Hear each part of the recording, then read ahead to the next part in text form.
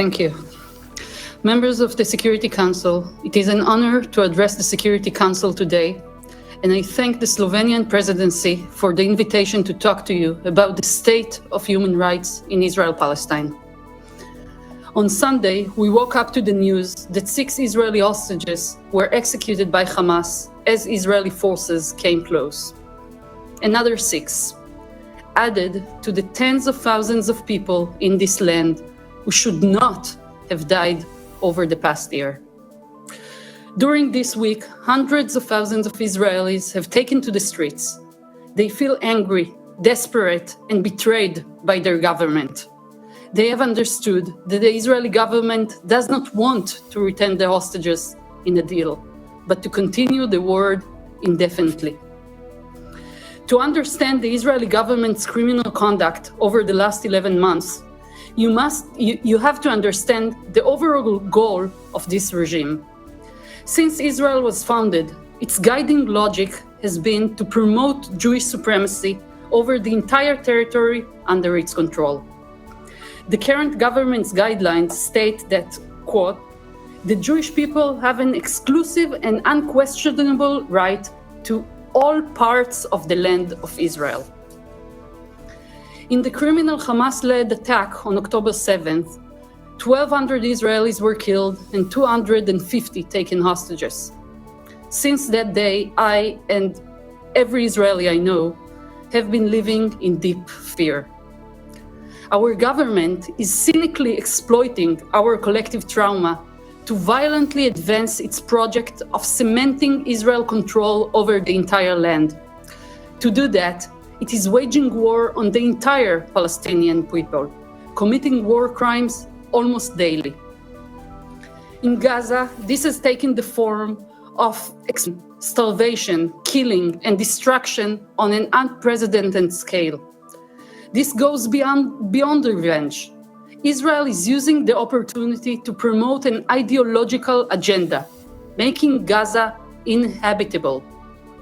As this council has been informed repeatedly, a vast part of Gaza's homes and infrastructures have been completely destroyed.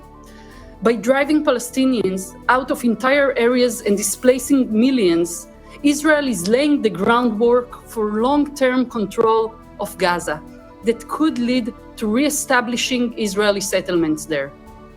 In the West Bank, including East Jerusalem, the government is exploiting the circumstances to create irreversible changes.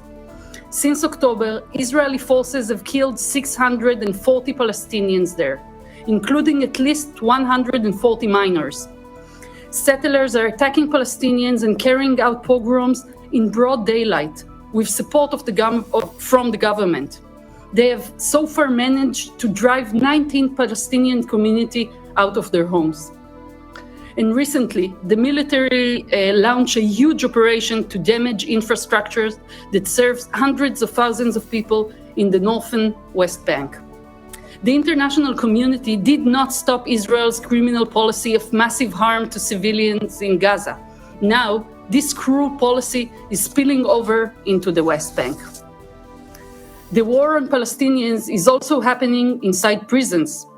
Since October, Israel has arrested thousands of Palestinians and held them in inhumane conditions. Last month, we at B'Tselem published a report called Welcome to Hell. It shows a shocking pattern of abuse that amounts to torture.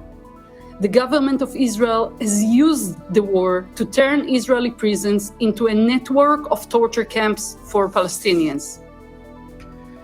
This violence is possible because Israel has enjoyed impunity for decades. As long as this impunity continues, the killing and destruction will continue and expand, and fear will continue to rule the land. The international community has failed its duty to protect civilians. 4 UN Security Council resolutions on the Gaza conflict did not lead to a lasting ceasefire or free the hostages. The risk of regional escalation has grown. Diplomatic efforts did not stop the mass killing of civilians and the humanitarian disaster in Gaza.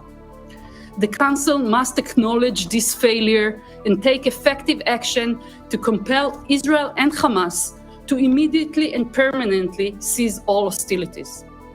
But de-escalation is only the first step. It is time for the Council to address the opinion of the International Court of Justice on the illegality of Israel's entire occupation and settlement project. Every day that this Council does not act on the Court's call to end the occupation and apartheid is another day you are abandoning us, the people of this land, who are suffering and dying in tens of thousands needlessly under a cruel and unjust apartheid regime. Thank you.